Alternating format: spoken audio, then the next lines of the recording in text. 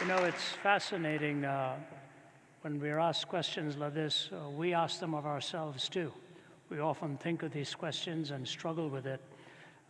When you read the story of the younger son going out and squandering all the father's wealth and returning, there are always surprises in Jesus' stories. In fact, many of you may know the name of Nabil Qureshi, who passed away, my colleague. He and I were in the process of co-authoring a book.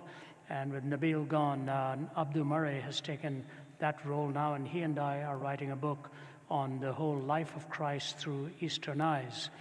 When you listen to the stories of Jesus, there are surprises in them that are both explicit and extended. You don't expect that story to end that way. The younger boy coming home, I come from the East. If I'd taken my portion of the wealth, my dad didn't have much, but if I'd taken it and gone and squandered it and then returned, I know what my dad would have done. Tell him to come right here and fall on his face, and I want to talk to that boy. But the story surprisingly ends in two ways you don't expect.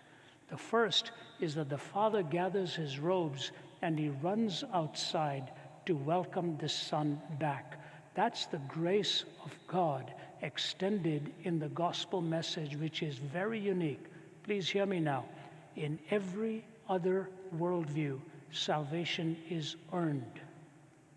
Your good deeds have to outweigh your bad deeds. Your righteousness has to exceed your unrighteousness. Your karma has to be paid. Only in the gospel message is salvation a gift, the gift of grace, unmerited by you. So the Father comes out. The Father comes out to receive the Son. That's a surprise in the Eastern story. But there's a second surprise. There's an older brother who's pretty upset. He said, "What's this? I've been here all along, and he's the boy who's getting the party. What do I need to do?" You see, he's the one who had never enjoyed the love of the Father, even though he lived under the same roof. He never got to break free from his own selfishness to enjoy the love of the Father. I say to you, to somebody who doesn't want God, even heaven would be hell for that person. Goodness would be an angering thing to the individual. All I can tell you is this: if any man comes unto me, Jesus says, I will in no wise cast him out. You have the opportunity to come to him.